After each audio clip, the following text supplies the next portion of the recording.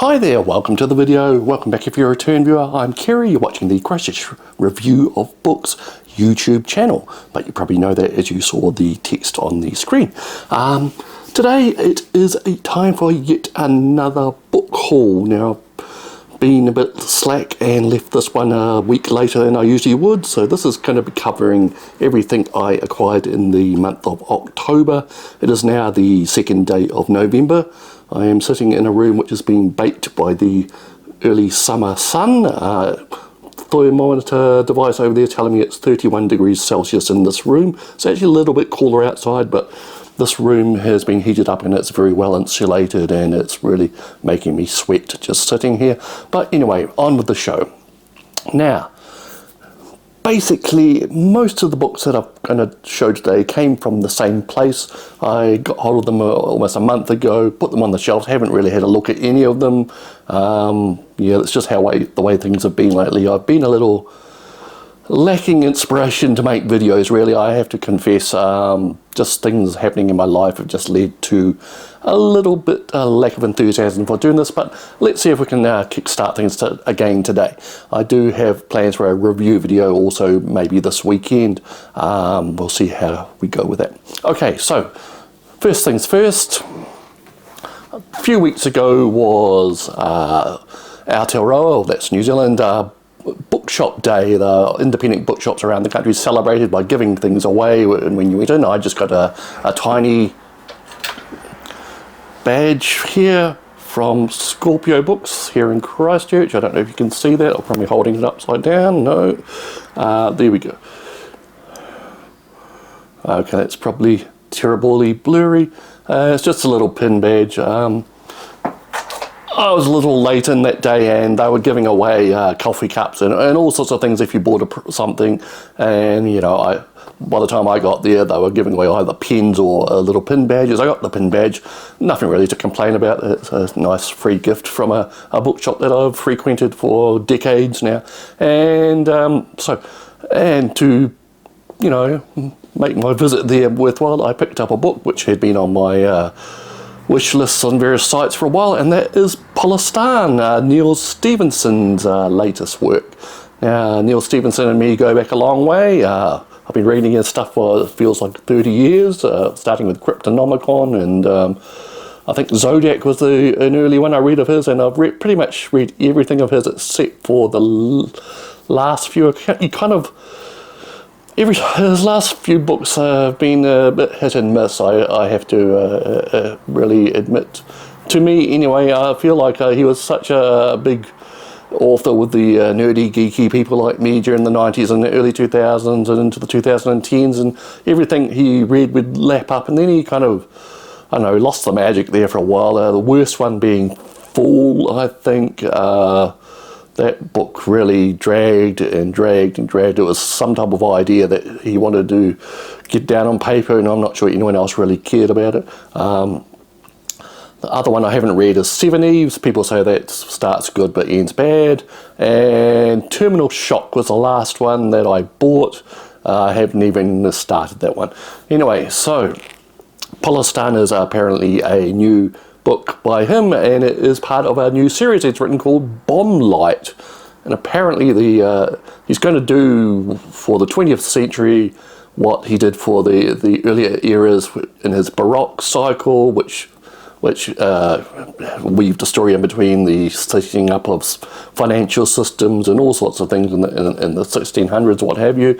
This one's in the 20th century, and he's introduces us to a character who becomes named Aurora, a young lady who was born in the Soviet Union, grew up in the United States, and all sorts of things, and somehow she gets intertwined with various important events of the 20th century, including things like the invention of the atomic bomb and so on. And she's going to be a viewpoint character in the first book. Apparently the second book it changes to a different character. I'm not sure about the third book, if there is a third book. The thing that struck me about this book when I saw it in person is so thin for a Neal Stephenson book. I'm used to his 900 page epics. This one's only barely 300 pages. 300 page Neal Stephenson book. Now, that means, is he getting economical with his words, or was the whole bomb-like thing written at once and then the publishers decided to split it up? Who knows? Now, obviously I haven't read it yet. I've seen reviews saying it's a little opaque to get into. I just hope that old Neal Stephenson magic is there. So that is Palestine by Neal Stephenson. Okay, so at the beginning of the month, my new employer, well, I've been there almost 3 months now, they had something like a global wellness day or something for employees. It's basically a day off to do whatever you wanted. Apparently they have it twice a year. I started too late in the year to get the first one, but I got the second one, and it was a most welcome day off. And what I did, I was intending to stay home and read, but instead I decided, I had a brainwave that I would go off to the Christchurch suburb of Bishopdale in the northwest and visit Dove Bookshop. Now, I've been there once before. I think I took some photos and shared them in a video around Christmas, if you want to look that one up. It was a review of Christchurch second-hand bookshops. So I was looking forward to go back there because I think it is probably the best organised second-hand bookshop in Christchurch. And so I went off there, got off my bus in Bishopdale Mall. Bishopdale Mall is a little sad 80s type reminder of a shopping mall as they used to be. And I was on my way to Dove Bookshop and I came across a little pop-up shop which the Dove people had set up, and it was some type of mega book sale, and that's basically where most of these books that you're going to see came from. They had like rows and rows of boxes of books, and each one was $2. Can't beat a bargain like that, so I filled up a bag there, and pretty much everything here that you're going to see came from that sale. It's $2. I mean, I wasn't that picky about what I bought, so there's a bit of a variety. Now, first off, the one I wanted to point out is interesting. 3 Men in a Boat by Jerome K. Jerome. Now, that's a book that's about 130 odd years old.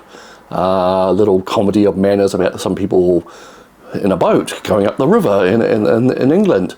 And it's a much loved story, and I've read it, and I've heard audio adaptations, and there's movies about it made from it. And the thing that interests me in this is it's possibly an unusual 1950s copy of it, because it has this wraparound extra dust jacket promoting a movie version which came out in 1956. It's very rare that these wraparound things would survive. It's a bit tatty at the bottom, but it is interesting that it is still intact. So I picked this up because I thought it may be a little rare, a little interesting. I actually do have a copy of 3 Men in a Boat in a kind of omnibus edition with the sequel, which according to the thing on the back here is called 3 Men on the Bummel, which I think the same characters take a cycling tour through Western Europe.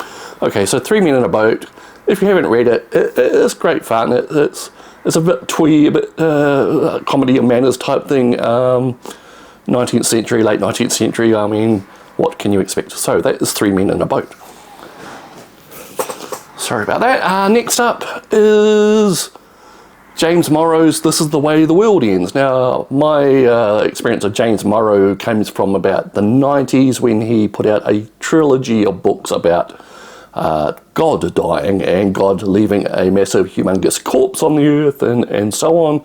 That was Towing Jehovah, and there was 2 follow-up books, and they were darkly comical, a kind of a parody on Christian beliefs and what if some of the things they believed became real and actually physical, and how would people react in various situations. And that's basically all of it I've read of James Morrow. Now this Is the Way the World Ends is a very much earlier book of his, and it's another biting commentary on things. Apparently it's about a man who's sort of craftsman and is anti-nuclear, anti-war, what have you, and then a nuclear war happens, and some type of entities which represent the people who died in that war decide to put him on trial as a representative of mankind and blame him for everything that went wrong. So how does that work out for him? So I've seen this one referred to before. I've never actually read it, obviously. So This Is the Way the World Ends. I keep having to read it because I forget the title. By James Morrow. Okay.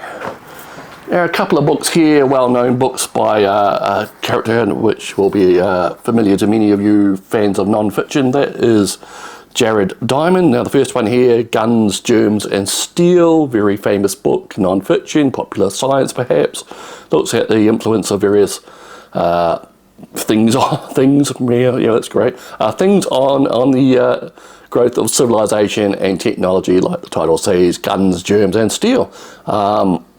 And the second one is his follow-up a little later on, Collapse by Jared Diamond. And this basically tells you why various civilizations in the past collapsed and how we should perhaps learn from them. Now, I don't know a great deal about Jared Diamond himself, but from reviews and things I've heard, he has been accused of cherry-picking his evidence from the past to kind of suit a particular narrative or theory to fit it into his narrative or what he wants to say. So be that as it may, I haven't read them obviously, so it'll be interesting to find out one day if I actually get around to them. Okay, sorry, I've just got a pile of books here. I'm going to run through them quickly.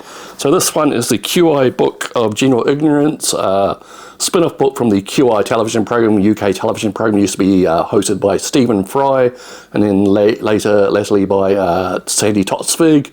A lot of humorous people talk about interesting and funny facts, and this is basically the same type of thing in book form. It's just a whole lot of interesting facts and asides and that type of thing. So that is that one.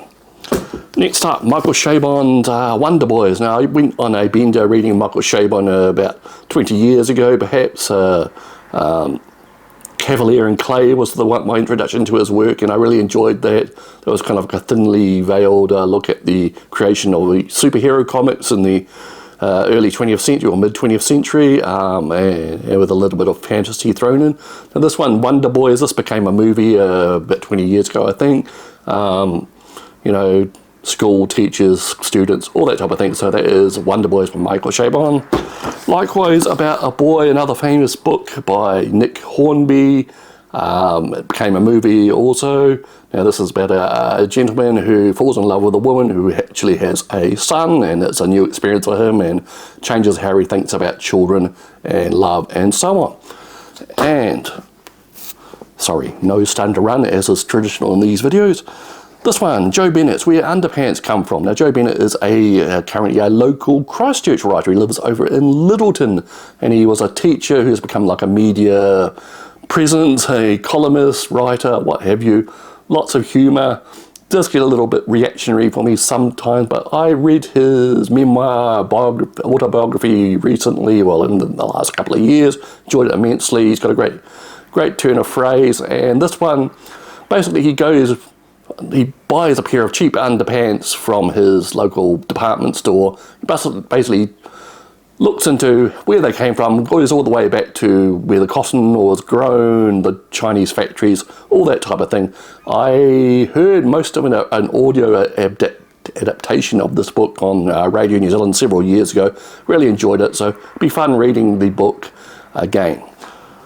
This one, Cold War by John Lewis Gaddis. It is a 20-year-old book which attempts to encapsulate the entire Cold War within about 300 pages. That's a 300-page again. I'm not sure how successful it can be. It says it's going to explain why and how things happened during the Cold War, but the conflict between the Soviet Union and the United States from the 40s up to the 90s, if you didn't know what the Cold War was. Lots of pretty pictures. There's a section of black and white pictures in the middle. The print is big. I'm not sure how detailed this can get into. Maybe it's just a handy guide to the main events. So that's the Cold War. Okay, I'll grab some more books off here. The Mammoth Book of Short Science Fiction Novels. Now this is about a dozen novellas or short stories, if you like to call them, by some fairly large names in the field. Some pretty famous stories in here as well. Apparently edited by Isaac Asimov, who needs no introduction. Interesting to get a lot of these things in one cover. I haven't really seen this book before, but apparently it's well known.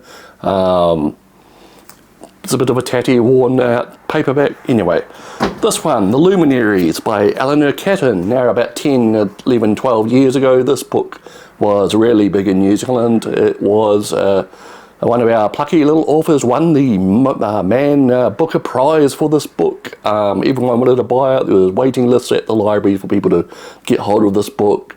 You couldn't keep it in the shops. Now you can get it for $2 from a sale. A lot of people bought this and then gave up, a few pages in. I can't admit to have ever read it. It didn't really interest me at the time, but I guess it's good to have a copy of it, just for reference sake maybe. What's it about? It's about early days of New Zealand, European colonisation and settlement in New Zealand, some type of murders, all sorts of skullduggery going on. And somehow it's all connected to the signs of the zodiac. The authors decided to make some type of connection there. I don't know too much about it. There was a TV series of it which really bored me after about an episode, so I'm not sure if I'll ever read this, but it's good to have a copy of something that was a big name once. Okay, coming to the end here. This Much Is True by Miriam Margolyes. Now this is a memoir autobiography type thing by this well-known British actress.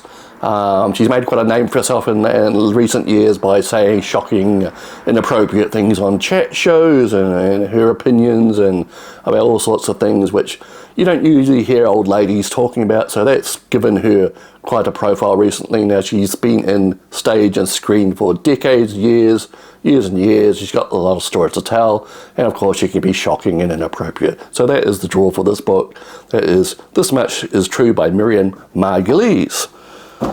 And this last one I bought from the actual Dove Books itself after I had gone through their pop-up sale store. I actually had a little bit of money left still, and had a look at their great science fiction section. Nothing really leapt out to me, so I was having a look around and thought I'd better buy something, and this kind of poked its head out at me. And this is 1001 Movies You Must See Before You Die. Now this is the 2011 version of this book. You can get older and newer versions of this book if you look around. There's a whole series of these type of guides of 100 things you have to do, or 1001 whatever. I think they got novels and books and all sorts of things, or foods you have to eat. And the format's pretty straightforward. There's usually a one-page entry about a movie, and often there's a facing page illustration from that movie. Now this has movies from very early days. It's organised chronologically. So 1902 is the earliest one, and 2010 is the latest one. These are hefty tomes. You don't want to drop this on your foot or anything. I do have similar ones about comics somewhere in storage, and I think I have one about albums, and I have there's a similar series, a smaller format, which were called cult films, cult movies, cult whatever, and I have some of those in storage as well. Whether I'll ever see them again is another story. So that is 1001 Movies You Must See Before You Die. So that has brought us to the end of this rather quick and hasty book haul. I'm sorry about the rush. I kind of have a few things on my plate at the moment, and I wanted to get through that one quickly. Sorry for any inconvenience that has caused, if it has possibly caused any. I don't know what I'm blathering about. Okay, so I will leave it there. I hope you enjoyed that and you found out some books you didn't know exist. That seems to be the point of these book hauls, really. Just bringing the mere existence of some books into the consciousness of people that may be interested in them. I hope I helped do that for you. We'll see you again next time. I've been Kerry, and you've been great watching this video. Cheers.